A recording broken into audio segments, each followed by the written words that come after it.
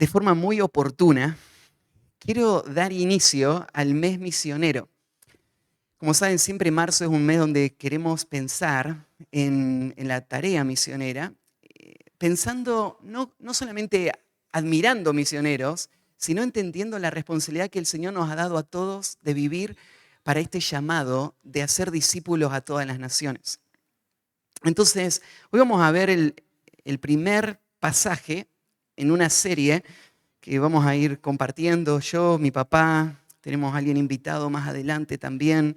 Pero para este pasaje les voy a invitar que abran sus Biblias en 2 Corintios, capítulo 5. Y si Dios quiere, por 4 domingos vamos a estar en estos textos, comenzando en el versículo 11 y vamos a avanzar hasta el capítulo 6, versículo 10 en las próximas 4 semanas. Hoy vamos a estar entonces en 2 Corintios 5, del 11 al 21. Uno de los grandes tesoros que guardo en mi corazón ha sido cómo a través de mi vida el Señor me ha permitido estar cerca de hombres y mujeres de fe que han dado su vida por la obra. Y sus vidas han impactado mi vida. Muchos de ellos son hombres muy sencillos. Son hombres que si los hubieses conocido cuando eran jóvenes, no hubieses imaginado que Dios haría grandes cosas con ellos. Porque no eran la clase de personas que su personalidad o su carisma o inteligencia sobresalían. Personas muy sencillas. Pero que con el paso del tiempo uno ve cómo el Señor afirma y usa en su obra y trae mucho fruto a través de ellos. Sería innumerable la lista. Esta semana para mí fue muy, muy especial estar ahí con mi papá y mi mamá. Ayer cuando estábamos llegando con el bongo, le decía a mi papá, estábamos llegando ahí a Puerto Iñírida, veníamos charlando sentados juntos, y le decía, cuando tenía 15 años, vos me trajiste por primera vez acá, a la selva. Y ahora tengo 41 y yo te traigo a vos. Y estamos sirviendo juntos en el ministerio. Y mi papá, sin duda, es uno de esos héroes, uno de esos hombres que yo miro y veo la marca del obrar de Dios y cómo un hombre a través de estos años pudo mantenerse fiel y hoy el Señor le concede poder llevar mucho fruto y hacer una influencia. El Señor me ha permitido conocer muchos así. En este viaje conocí uno más, que no conocí antes. A través de una relación con un amigo, Todd, lo conocen a Todd, vino a enseñar acá. Él me dijo, hay un misionero que yo conozco ahí en Bogotá, que hace muchos años está trabajando hay una tribu, ¿por qué no lo contactás? Así que le mandé un email y nos fuimos con Juli en la motito el domingo a la tarde y llegamos a la casa de Rod, se llama. Y llegamos a una casita muy, muy linda, sencillita, muy prolijita, con su biblioteca, sus libros misioneros. Nos sentamos en el sillón, nos preparó una tortita de banana y se sentó ahí con su esposa a contarnos su historia. Rod, cuando era jovencito, él conoció al Señor y desde muy temprano, cuando conoció al Señor, Dios puso un peso en su corazón por la obra misionera. Él había escuchado de lugares no alcanzados y él pensó, alguien tiene que ir. Si Dios me permite, yo voy a ir a una de esas tribus. Pero después, bueno, su vida siguió avanzando, así que él se casó y un día él estaba trabajando para la empresa de Boeing, los que hacen los aviones, ahí en Texas, en Fort Worth, ahí en Dallas. Y él estaba trabajando ahí y un día escuchó una predicación y el Señor trajo a su mente ese deseo que había estado en su corazón mucho tiempo antes. Y él miró y dijo, ¿qué estoy haciendo acá? Yo voy a la iglesia, yo sirvo al Señor, pero ¿qué de esa gente que nunca escuchó? Así que fue y le habló a su patrón y le dijo, voy a renunciar. El patrón le dijo, estás loco, yo te necesito. ¿Qué quieres, que te suba el sueldo? Decime cuánto querés ganar, yo te voy a dar, te necesito acá. Y él dijo, no, me voy a ir. Dice, mira, yo vi que tenés un auto muy, muy viejito, te voy a comprar un auto nuevo, quédate. Él dice, no entendiste, nada me va a hacer frenar, yo me voy. ¿Y a dónde vas a ir? ¿Qué vas a hacer? No sé, voy a investigar cómo llegar a los pueblos no alcanzados y voy a ir allá. Así que puso una fecha cuando iba a renunciar y en ese tiempo empezó a investigar. Y se encontró con una organización que traducía la Biblia a idiomas de pueblos que nunca habían escuchado el Evangelio. Se llama Wycliffe. Así que Rod se contactó con ellos y ellos le dijeron, bueno, tenés que ir a una escuela para estudiar lingüística. Él no tenía dinero, así que me contó la historia de cómo Dios de forma milagrosa proveyó para que él pudiera ir a la escuela. Así que cuando estaba terminando la escuela, empezó a orar a dónde el Señor le iba a guiar y un conocido le habló de una tribu ahí en el sur de Colombia, no me voy a acordar el nombre, una tribu en el sur de Colombia que nunca había escuchado el Evangelio. Así que él dijo, bueno, nos vamos con mi esposa. Y se mudaron solitos a esa tribu sin hablar nada del idioma de ellos. Y estuvieron 7 años para empezar a entender el idioma y vivir entre ellos y servirlos. Y ahí empezó un trabajo de traducción. Rod es un hombre ancianito. Ahora está a punto de cumplir 50 años de haber estado ahí en Colombia. Hace unos 15 años atrás, él tuvo que salir de la selva, de donde él estaba viviendo, por la presión de la guerrilla. Y él dijo, yo no me voy a casa hasta no terminar la traducción. Él quería traducirle la Biblia al idioma de esta tribu. Así que él se quedó traduciendo. Ahora ya está en la etapa en donde están llevando los textos ya terminados y los están leyendo en la comunidad para hacer los últimos retoques antes de la publicación. 50 años para poder llegar a un pueblo que nunca escuchó el Evangelio, hablarles de Cristo y dejarles la Biblia en su propio idioma para que ellos puedan entender la palabra de Dios y crecer en la fe. Tal vez nunca escuchaste vos hablar de Rod y tal vez nunca se escribe un libro acerca de él. Pero ¿cuántos hombres y mujeres han habido en la historia del pueblo de Dios que con una vida muy simple entendieron una verdad? Yo fui salvado para un propósito. Mi vida no se trata de mi comodidad, no se trata de mis metas, no se trata de mi trabajo, se trata de cumplir lo que el Señor nos dio para hacer. Dios nos dio una tarea y la tarea es que tenemos que discipular a todas las naciones. Y no puedo pensar que otro va a hacer esa tarea, yo tengo que asumir la responsabilidad y yo tengo que pensar cuál es mi parte en esa tarea.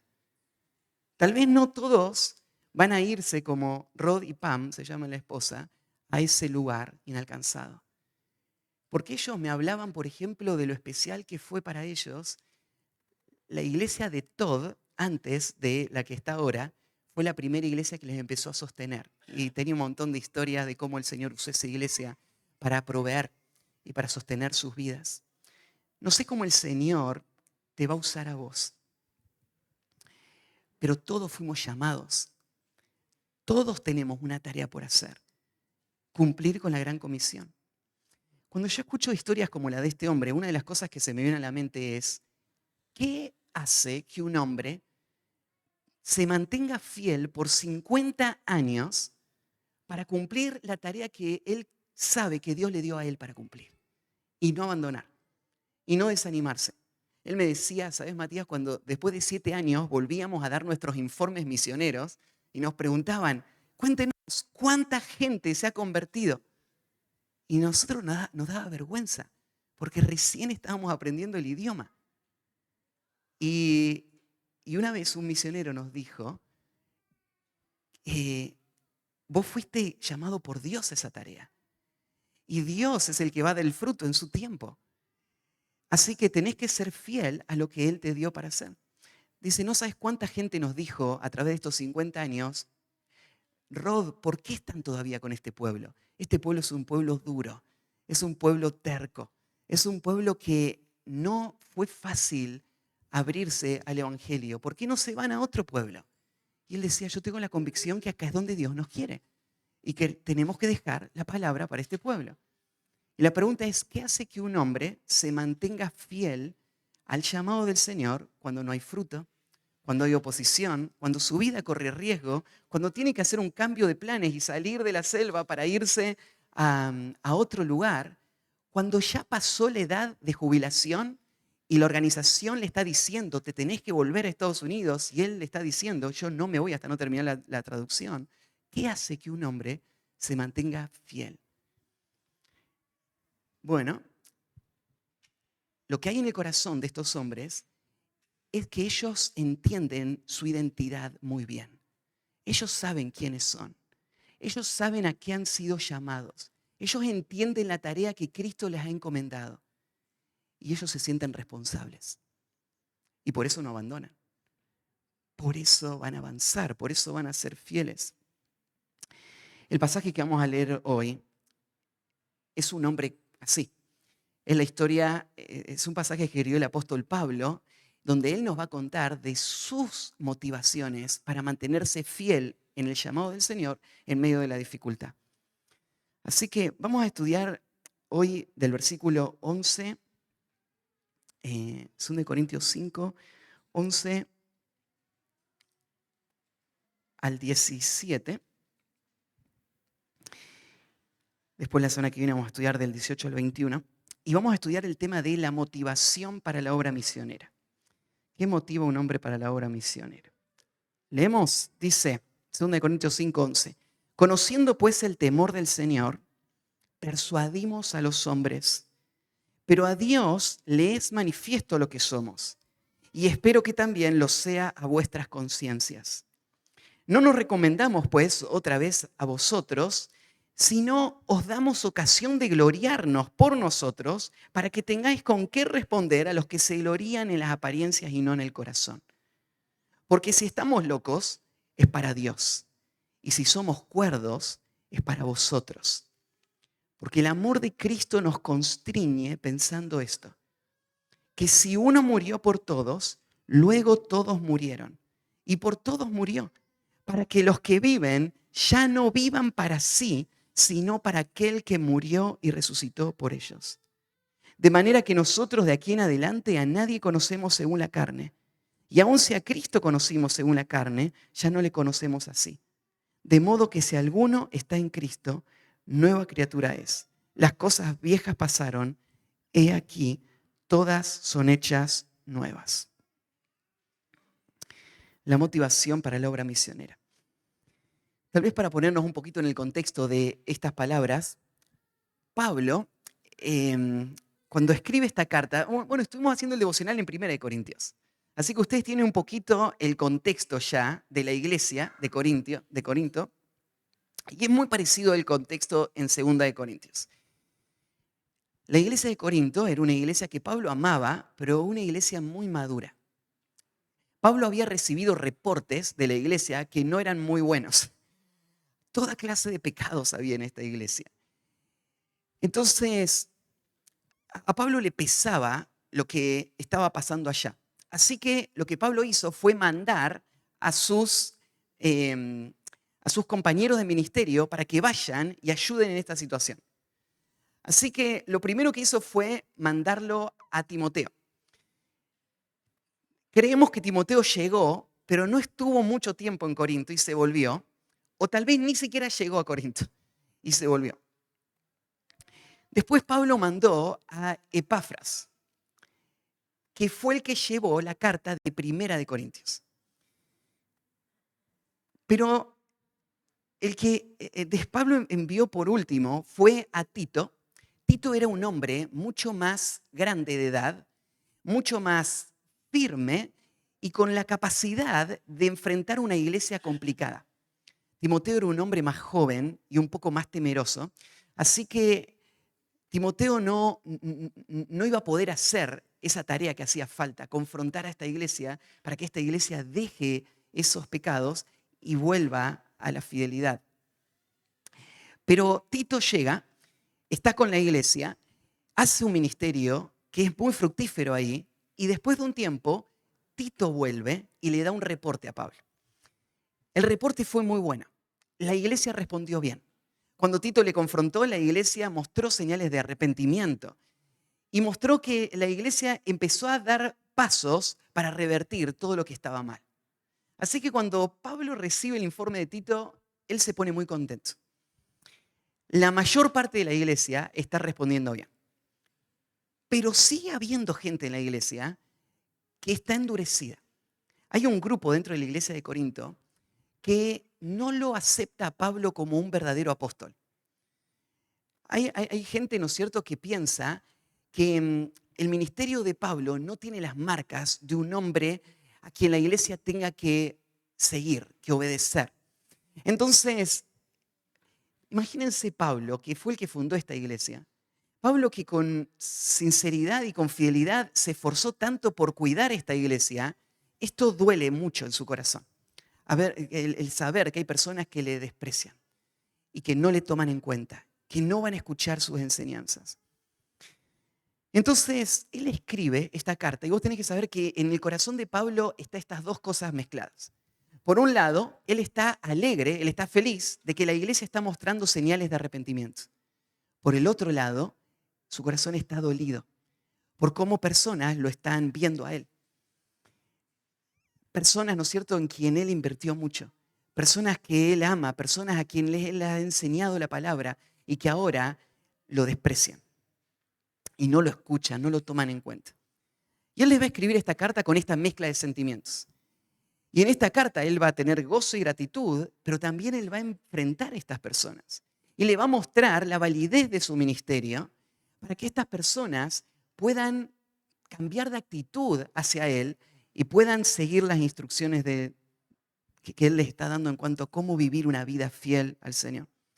Bueno, cuando llegamos al capítulo 5, Pablo ya habló acerca de cómo el Señor le había llamado a él a un ministerio, no por su grandeza, sabiduría o capacidad, sino pese a sus debilidades. Y Pablo habló de cómo Dios usa instrumentos débiles. Claro, Pablo no está defendiendo su ministerio y diciendo, yo soy el gran apóstol. Pablo está reconociendo su debilidad. De hecho, en el capítulo 4, Pablo va a hablar de su cuerpo, cómo se está desgastando. Entonces, aún físicamente, cuando la gente lo veía a Pablo, Pablo no se veía como un hombre impresionante, que tenía carisma y poder. Pablo se veía como un hombre golpeado, debilitado, limitado en su cuerpo.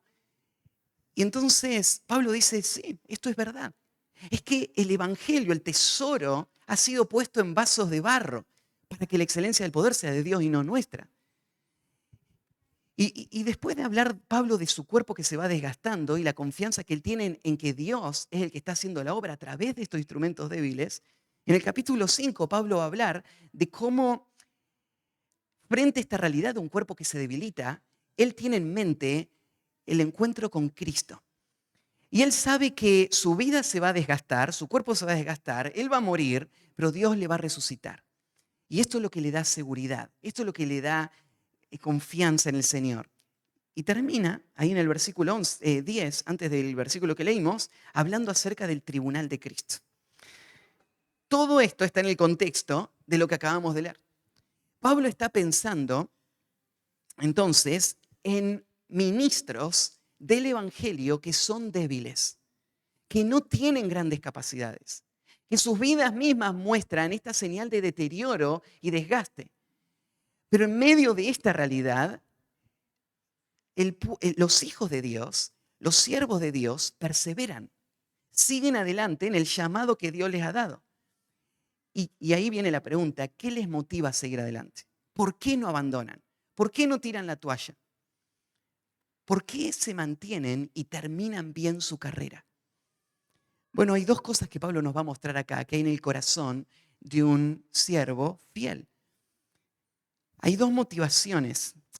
La primera motivación es el temor del Señor.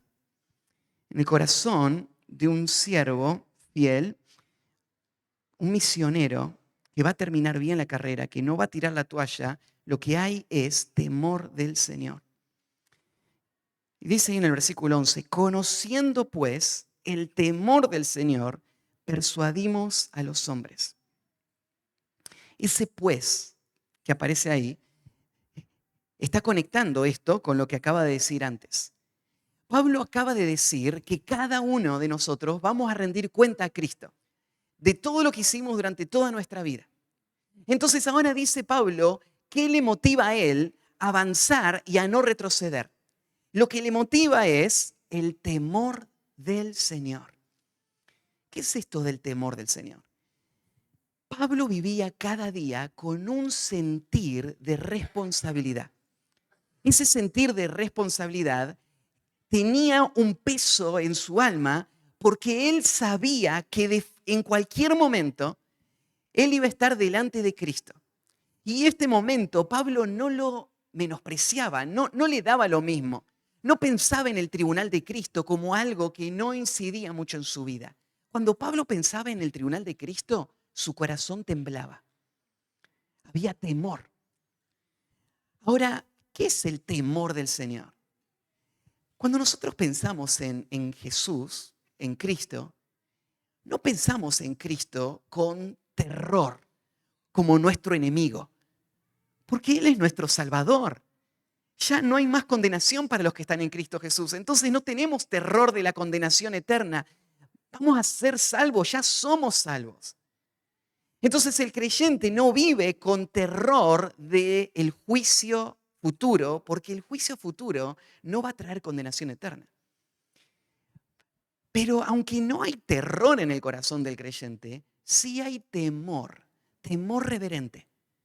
Ese temor reverente, tal vez podrías hacerte el cuadro de lo que fue para Israel estar parado delante del monte Sinaí cuando apareció Dios y el monte temblaba y de la cima del monte Dios habló con los 10 mandamientos.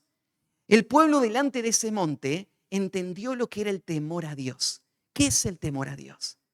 Temor a Dios implica no menospreciar sus palabras.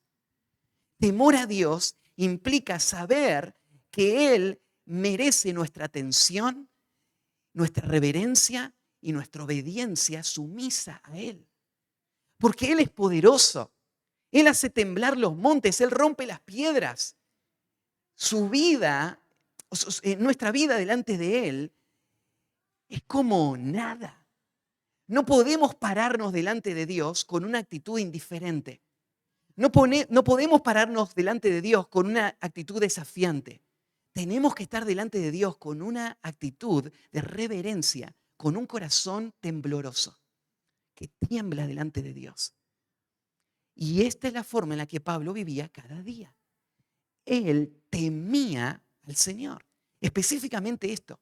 Él temía al Señor pensando en el día que él iba a estar delante de Cristo. Ahora, hermanos, pensemos en esto por un momento.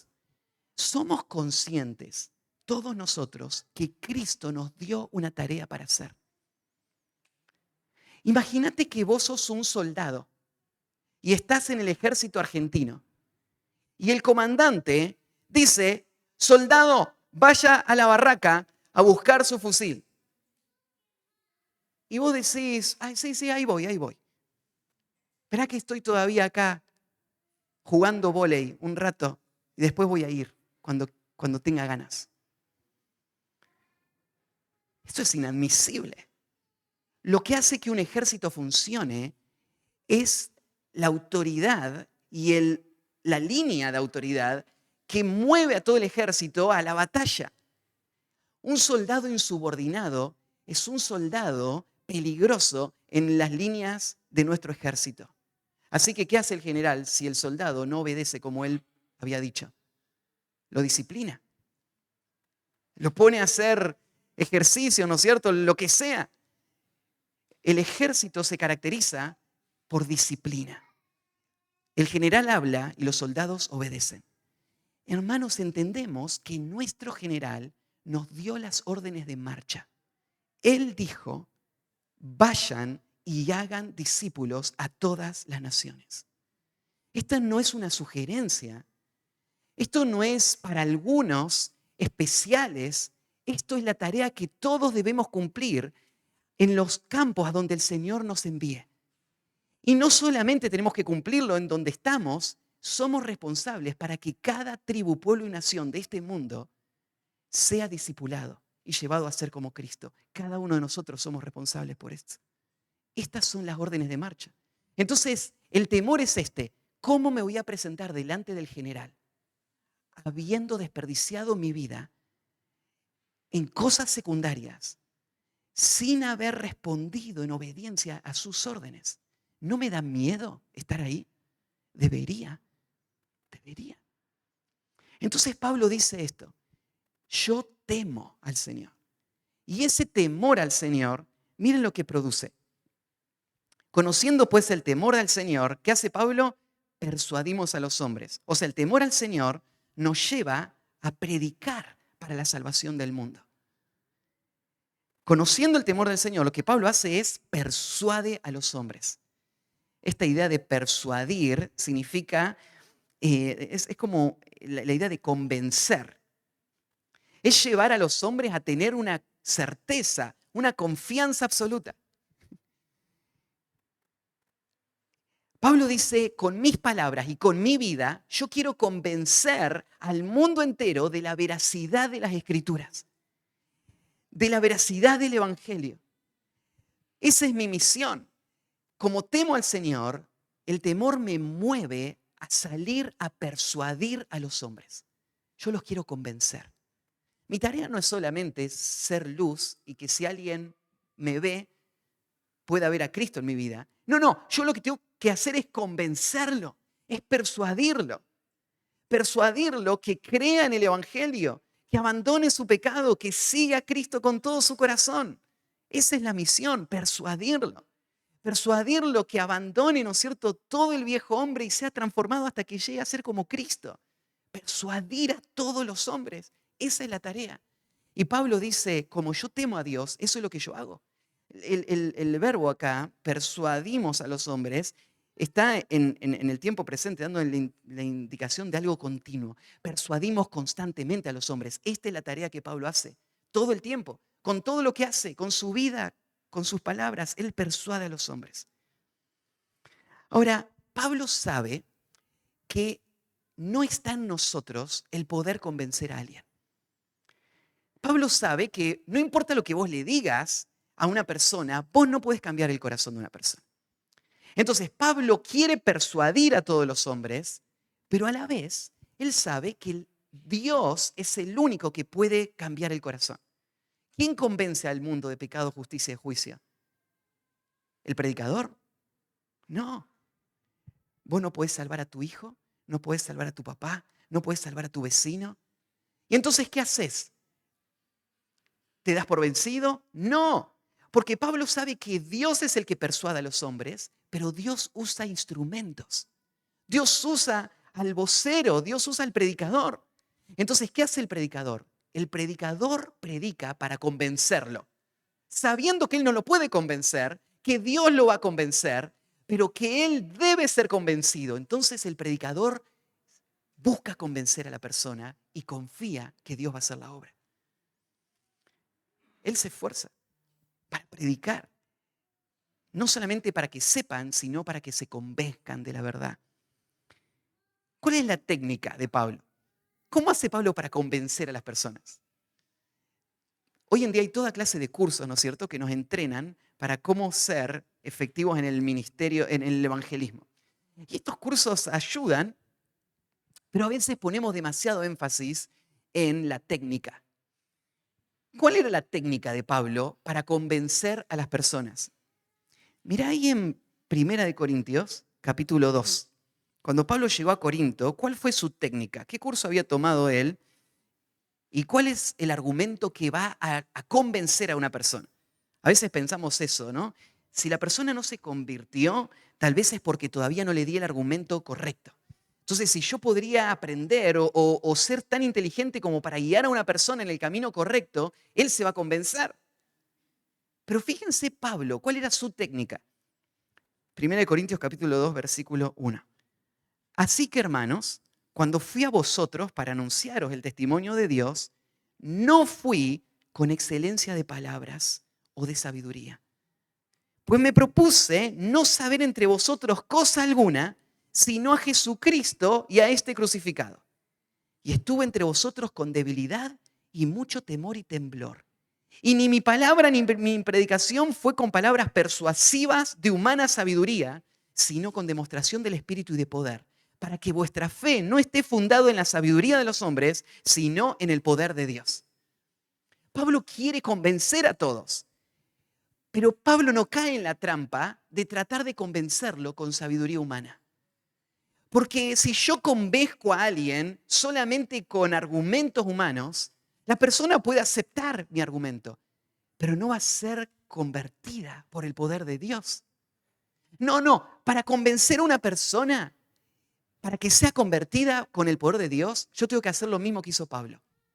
Dejar de lado toda la sabiduría humana y solamente hablar la palabra de Dios. Y yo tengo que saber esto, la palabra de Dios es poderosa. Y Dios la usa de forma eficaz en los corazones. Así que yo no puedo salvar a nadie. Yo solamente voy a dar la palabra y esperar que Dios haga lo que ningún hombre puede hacer, convencer al hombre de pecado, de justicia y de juicio. Pablo quiere convencerlos, pero la única forma de convencer a alguien es abriéndole la Escritura, diciéndole la verdad de la palabra de Dios una vez más, hablando el Evangelio. Así que Pablo, como teme a Dios, lo primero que hace es persuade a los hombres. Persuadimos a los hombres. Y agrega algo más, dice, persuadimos a los hombres, pero a Dios les es manifiesto lo que somos, y espero que también lo sea a vuestras conciencias. Por un lado, Pablo está tratando de convencer a las personas de que el Evangelio es verdad y mostrar a las personas una vida que les convenzca de que el Evangelio es verdad. Pero Pablo sabe que hay una trampa ahí.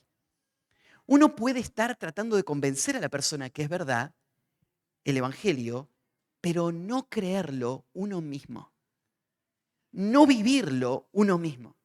Así que Pablo dice así, mi tarea de convencer a las personas tiene dos lados. Si yo voy a convencer a las personas, yo necesito persuadirles con la palabra y tener una conciencia limpia delante de Dios. Dios sabe lo que hay en el corazón.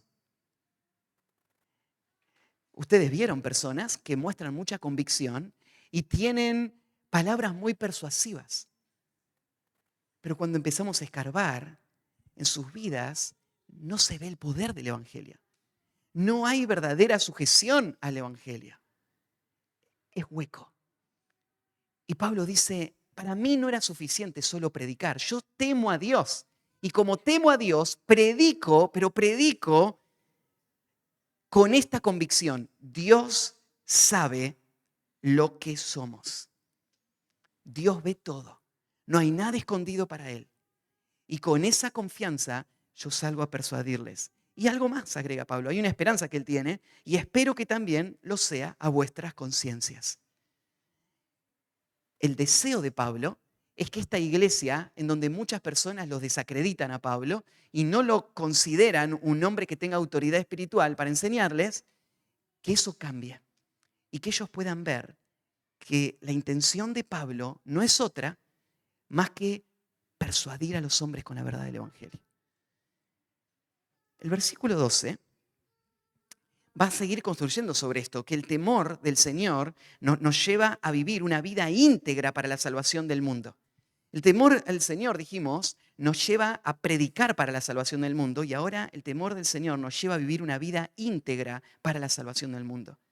Para que el mundo sea salvo, en el corazón del misionero tiene que haber un compromiso con la integridad. Y mirá lo que dice el versículo 12. No nos recomendamos, pues, otra vez a vosotros, si no os damos ocasión de gloriarnos por nosotros, para que tengáis con qué responder a los que se glorían en las apariencias y no en el corazón. Pablo dice, yo no le estoy hablando de mí para promoverme a mí mismo. Yo no le estoy diciendo que yo temo a Dios y que quiero predicar el Evangelio y salvar a la gente para que ustedes me vean y me aplaudan. Eso no me importa en lo absoluto, dice Pablo. Lo que yo quiero es darles las herramientas a ustedes para que vean cómo se ve una vida sincera que está viviendo para la misión que el Señor nos llamó a vivir. Pablo lo que quería es que ellos se gloríen en nosotros, en Pablo y su equipo misionero. Pablo quería que la gente vea que hay una diferencia en el equipo misionero de Pablo. Si comparan el equipo misionero de Pablo con todos los falsos maestros y los charlatanes que estaban confundiendo a los corintios. Pablo dice, ustedes tienen que ver una diferencia. ¿Cuál es la diferencia? Los charlatanes solo se ocupan en las apariencias. Yo quiero que ustedes vean que nosotros no estamos pensando solamente en la apariencia. Estamos viendo y buscando la realidad. Y es lo que dice después. Para que tengáis con qué responder a los que se glorían en las apariencias y no en el corazón. ¿Saben que hay muchos que cuando piensan en el ministerio, lo único que le interesa en el ministerio es la foto? Es la tarjeta de oración que pueden mandar, es la fotito que le pueden mandar a los que le están dando sustento para decir, miren el gran ministerio que estamos haciendo. Hay muchos que hacen el ministerio, pero lo único que están buscando es solamente lo superficial, es solamente la cara del ministerio, la apariencia, pero no el corazón. Si vos escarbás un poco, lo que ves atrás de esa fachada es algo hueco. Es un ministerio que no está forjado con las convicciones que Pablo tenía, con un hombre que vive con temor a Dios, queriendo vivir una vida que honra a Dios, que respalde el ministerio que está haciendo, que Él esté llevando el Evangelio realmente por amor a esas personas, que Él esté llevando el Evangelio para poder guiar a estas personas a creerlo y a vivirlo, y que puedan ellos disfrutar de los beneficios del Evangelio. Eso es lo que Pablo quiere. Él quiere el corazón, no quiere solamente la cara, no solo la apariencia. Y hay muchos así. Había muchos así en tiempos de Pablo y sigue habiendo muchos así hoy. ¿Y qué es lo que te va a librar de un ministerio solo de apariencias? ¿Qué es lo que te va a librar de un ministerio solo de fachada? Temor al Señor. El temor al Señor hacía que Pablo salga a predicar para convencer al mundo. Y el temor al Señor hacía que Pablo se ocupe en el corazón y no solamente en las apariencias. Y el temor al Señor hacía algo más con Pablo. En el versículo 13, el temor al Señor nos lleva a seguir a pesar de las burlas para la salvación del mundo. El temor al Señor te va a llevar a seguir a pesar de las burlas para la salvación del mundo. Mira lo que Pablo dice en el versículo 13. Porque si estamos locos es para Dios y si somos cuerdos es para vosotros. Esta era la acusación que Pablo estaba recibiendo. Esto es lo que se corría, la voz que corría por ahí. Pablo está fuera de sí. Es un hombre que desvaría.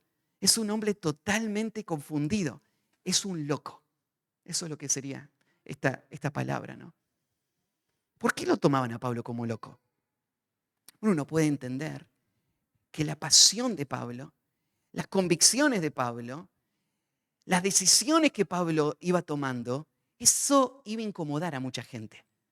Mucha gente que estaba tranquila con un ministerio que no le incomodaba, que no le molestaba.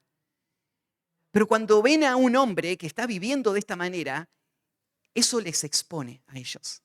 Así que esta gente va a reaccionar en contra de Pablo y va a empezar a difamar a Pablo.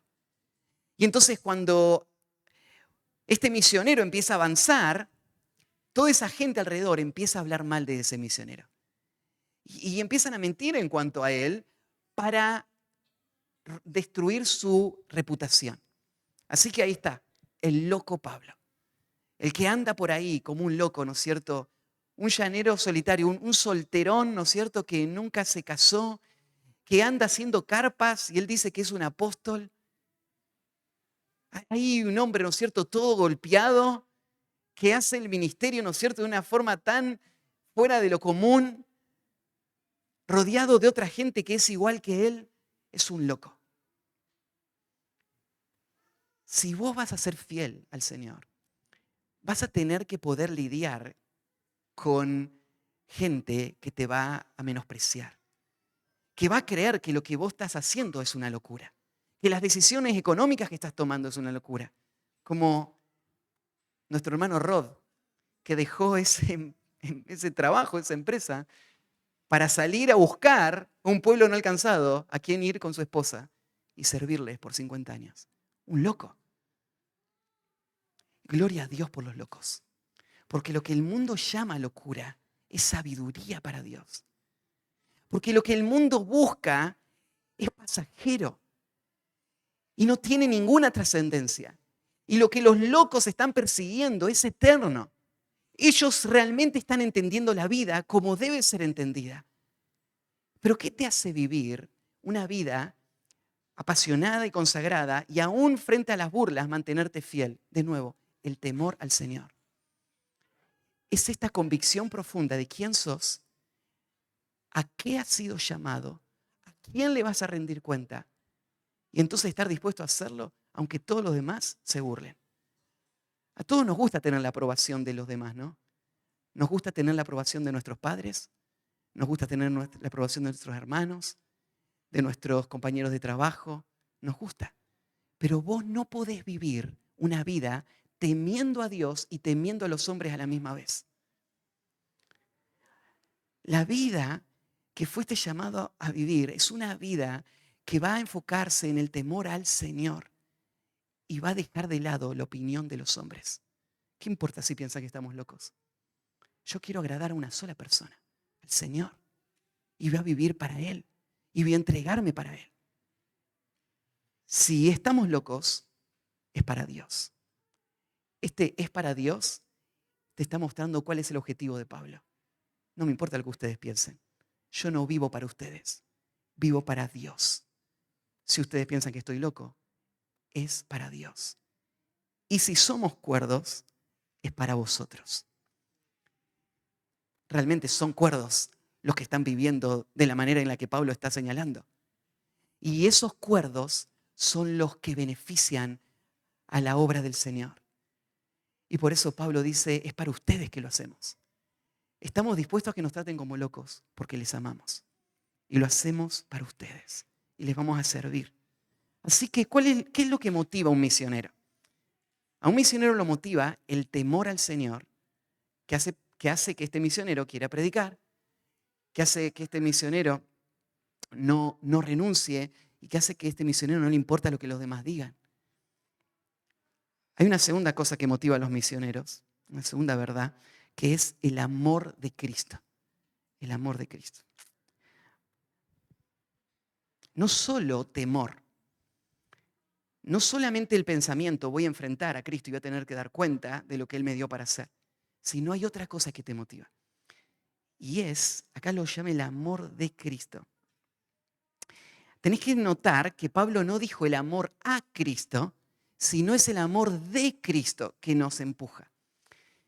Lo que Pablo está pensando es la clase de amor que Cristo tuvo por nosotros es lo que nos motiva a poder obedecer y hacer la tarea misionera. ¿Cómo es el amor que Cristo tuvo por nosotros? Bueno, el amor que Cristo tuvo por nosotros es el amor ágape, es el amor sacrificial, es el amor que es completamente desinteresado. Es un amor que no está ahí por nada que vaya a recibir de esto, porque no hay nada. Solamente voy a entrar en esa relación y voy a pagar el precio para poder servir a alguien que lo necesita. Eso es lo que Cristo hizo, ¿no? Cuando pensamos en la muerte de Cristo, solemos pensar en el amor del Padre que dio a su Hijo para salvarnos. Y es verdad, Juan 3:16 dice que Dios nos amó tanto que dio a su Hijo. Pero también dicen los evangelios, no hay mayor amor que este, que uno ponga su vida por sus amigos. Cristo, no solamente el Padre nos amó, Cristo nos amó. Y el amor de Cristo llegó hasta el punto máximo en el que el amor se podría expresar en este mundo. ¿Cuál es el punto máximo en el que se puede expresar el amor? Cuando vos morís completamente por el bien de otro sin esperar nada a cambio, completamente desinteresado. Cuando vos lo das todo sin recibir nada, eso es la expresión más grande de amor. Y eso es lo que Cristo hizo. De hecho, en toda la historia no hay otra expresión de amor más grande que la de Cristo. Ese es el ejemplo de amor. Y ese es el amor que nosotros hemos recibido. Entonces Pablo está hablando de ese amor y dice, el amor de Cristo nos constriñe. El amor de Cristo nos empuja. Lo que está diciendo es, cuando vos pensás cuánto Cristo te amó a vos, no podés hacer otra cosa que responder con ese mismo amor por otros. ¿Por qué otros? Por esos que nunca escucharon y están perdidos en la selva y necesitan que alguien vaya a predicarles. Y vos decís, bueno, vamos a orar para que Dios levante un misionero, pero yo soy imprentero, yo soy zapatero, yo soy solo un empleado, yo hago Didi. Esos son los hombres que tienen que ir a esas tribus. ¿Cómo llegan ahí? Empujados, acorralados, presionados por este pensamiento. Si Cristo me amó tanto, ¿qué menos puedo hacer que amar de la misma manera que fui amado? ¿Lo pensaste alguna vez de esa manera?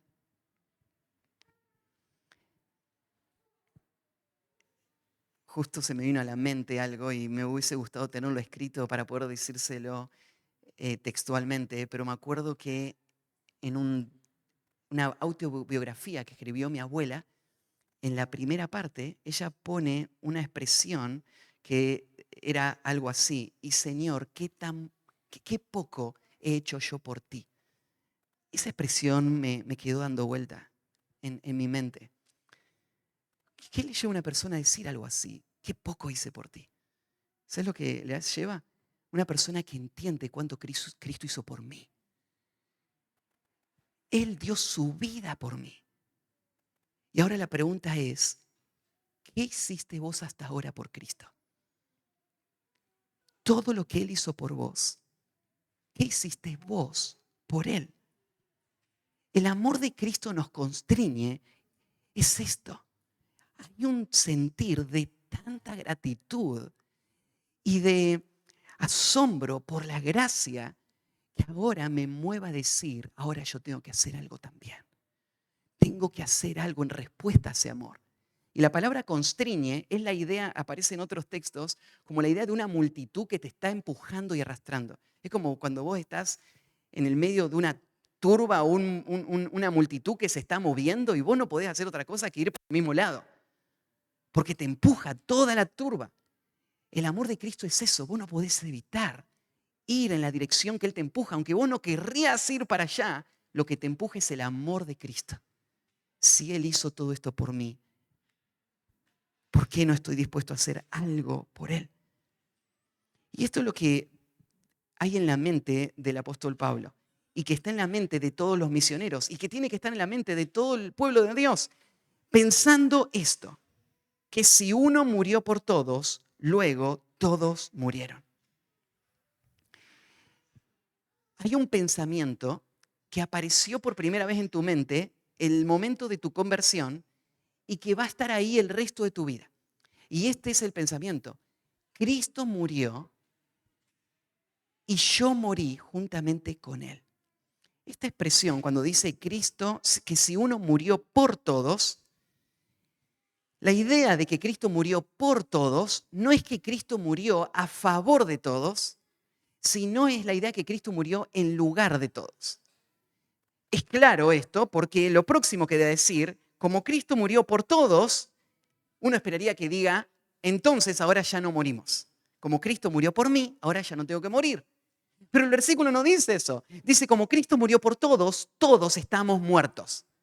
¿Cómo que todos estamos muertos? Sí, todos morimos, todos los que estamos en Cristo, todos los que somos de Él, morimos juntamente con Él en esa cruz. ¿Qué significa que morimos con Él? Significa que morimos a lo que antes éramos. Morimos a nuestros deseos, morimos a nuestros proyectos, morimos a todas nuestras posesiones, morimos a todas nuestras relaciones, morimos realmente y completamente. El amor de Cristo nos lleva a morir. Cuando una persona piensa en el amor de Cristo, ese pensamiento de lo que Cristo hizo por mí te mueve y te empuja a abrazar esta realidad. Yo estoy muerto. Yo estoy muerto. Aceptar que estás muerto es algo que vas a tener que poner en tu mente todo el tiempo. El día de tu conversión, vos tenés que aceptar que estás muerto o no entendiste el Evangelio. Vos tenés que aceptar que ahora toda tu vida va a cambiar y ahora vas a ser gobernado por Cristo o no entendiste el Evangelio. Pero ese no es el último día que vas a tener que pensar eso. A través de toda tu vida muchas veces van a venir tentaciones. La tentación de pensar, tal vez yo también puedo vivir para las cosas de este mundo. ¿Por qué no lo puedo hacer igual que otros? La tentación de tratar de buscar tus propios intereses y no los de Cristo. Muchas veces va a venir ese pensamiento a tu mente. Y lo que vos vas a tener que hacer es traer a tu mente esta realidad. Yo estoy muerto. Cuando pienso, mirá esta oportunidad que me estoy perdiendo, no tenés que pensarlo como algo que vos estás perdiendo. Como ese hombre, ¿no es cierto?, que cuando estaba diciéndole a su patrón que iba a renunciar para ir hacia una tribu a predicar, y el patrón le estaba diciendo, te voy a dar un auto, te voy a subir el sueldo.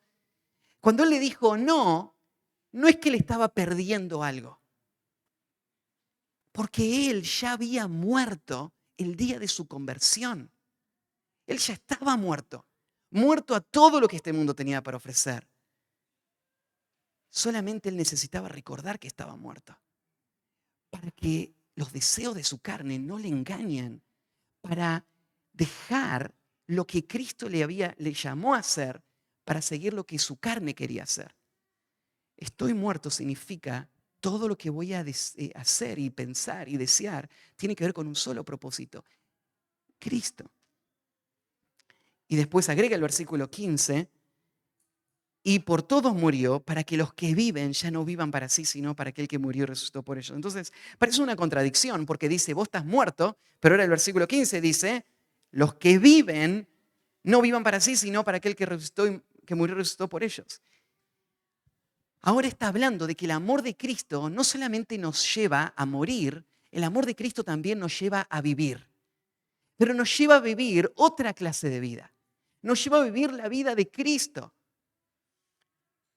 En todo el tiempo que el Señor nos dé, ahora nuestra vida cristiana tiene un solo foco. Este versículo es uno de los versículos de la Biblia que de forma más resumida y contundente nos muestra el propósito de la vida cristiana.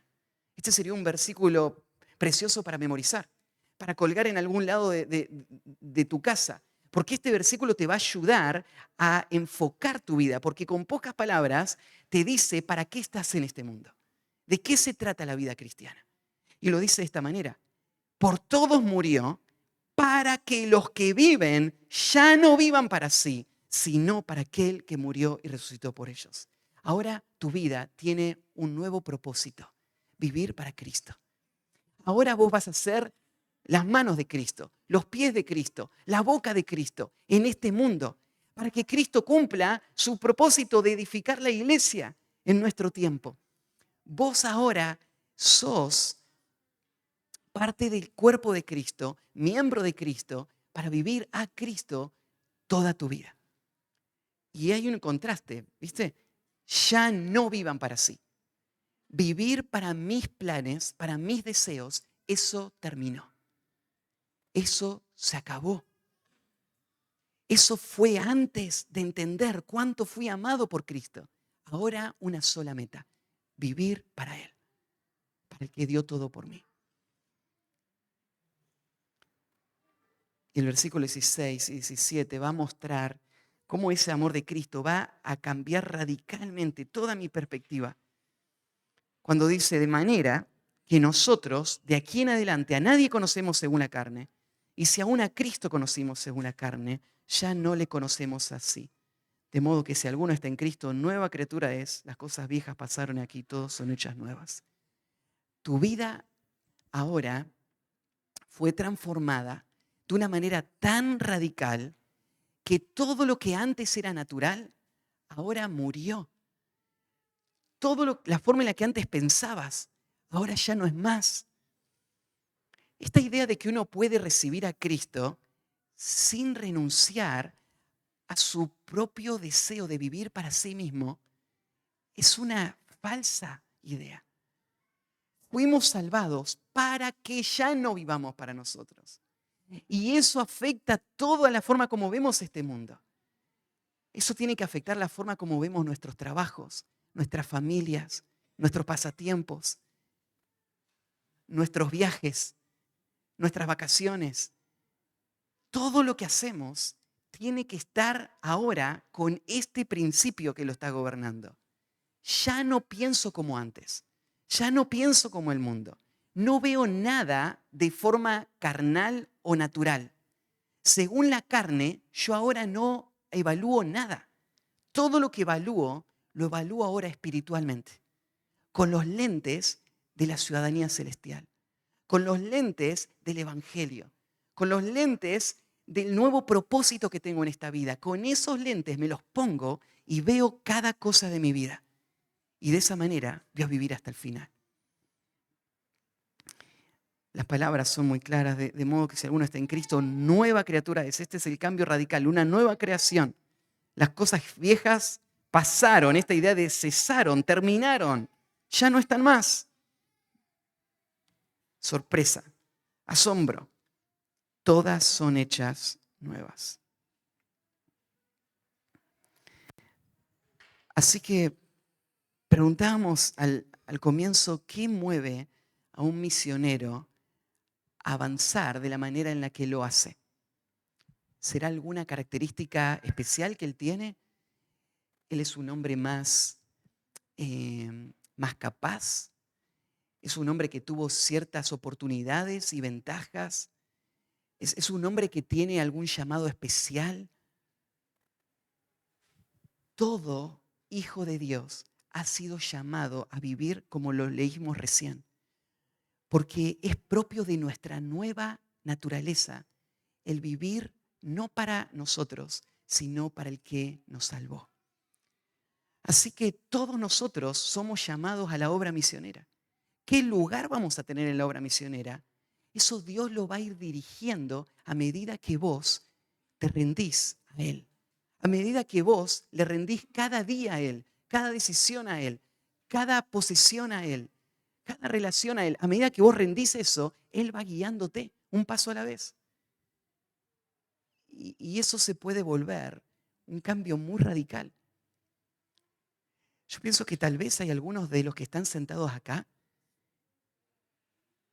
que no se lo imaginan, pero que Dios los quiere usar para llegar a lugares que nosotros ni siquiera hemos oído hablar de esos lugares. Dios quiere usar nuestras vidas para la tarea misionera. Hay otros que, como el libro de Hebreos, no van a hacer grandes cosas. Su nombre no van a estar escritos en las crónicas. No van a escribirse biografías de ellos. Pero son hombres y mujeres que, siendo fieles en el contexto donde ellos están, van a sostener la obra del Señor. Van a dar generosamente para la obra del Señor. Van a ser un testimonio en el lugar en donde el Señor les ha puesto. Esta semana, mientras veníamos en el bongo viajando con mi papá, veníamos pensando en cómo el Señor ha provisto para todos estos viajes. Y nos íbamos acordando de gente que ha dado en diferentes formas en todos estos años. Y nos acordamos de una persona que hace muchos años nos dio una ofrenda para ayudar a Titi a viajar en el 2020, cuando fuimos por primera vez. Y esa persona que dio ese dinero, él nunca vivió en una tribu no alcanzada. Él era un hombre que tenía era muy capaz con los negocios. Y entonces él empezó a usar sus recursos para la obra del Señor y empezó a predicar el Evangelio a otros y animar a otros para que usen sus recursos para la obra del Señor. Y estaba ahí mi papá contando la historia de este hombre y cómo el Señor bendijo a este hombre y a otros a su alrededor y cómo Dios usó a estas personas para sostener su obra en muchísimos países económicamente. Y hoy tiene 90 años, más de 90 años este hombre, y sigue sosteniendo la obra. Hace un tiempito atrás, en el 2020, cuando le dio la ofrenda para Titi, para su viaje, le dijo estas palabras a mi papá. le dijo, este año mi esposa falleció. No sé, 60 años de casado, no sé cuánto tenía. Ahora que estoy solo, gasto menos dinero y no necesito tanto. Así que el Señor me da la oportunidad de poder dar más. Así que decime, ¿qué necesidades tienen en el Ministerio de la Selva? Déjame ser parte. Este es un hombre que está terminando su vida y está viviendo con todas sus fuerzas para el llamado que el Señor le dio. No viviendo en una tribu. Algunos van a ir ahí, otros van a sostener, otros van a hacer luz en sus lugares, pero todos vamos a vivir para aquel que nos salvó. Ninguno de nosotros para nosotros mismos. Eso se acabó. Eso fue antes de Cristo. Así que el Señor nos ayude en este mes que vamos a estar hablando de la obra misionera a poder mirar a la obra del Señor y poder preguntar al Señor, Señor, muestra mi corazón, saca a luz los temores, los pecados, la idolatría, límpiame más y más y permíteme correr mi carrera y ganar el premio eterno. Oramos. Padre, gracias por tu palabra esta mañana. Gracias, Señor, por tantos que has puesto a nuestro alrededor, una gran nube de testigos que nos han modelado lo mismo que estamos leyendo del apóstol Pablo. Hombres que para quienes el ministerio no ha sido fácil. Ciertamente para Pablo no lo fue.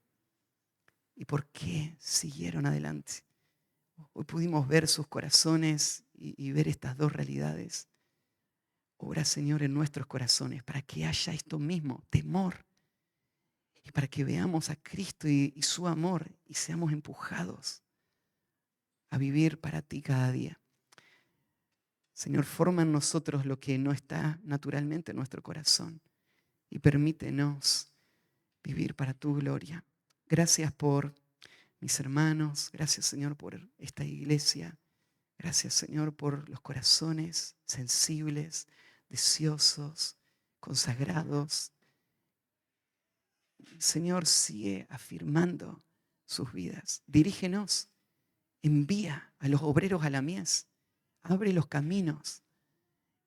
Permítenos, Señor, ver y responder a lo que tú nos estás diciendo. Ayúdanos, Señor, a seguir creciendo para que tu nombre sea glorificado en nuestro tiempo. En el nombre de Cristo Jesús. Amén.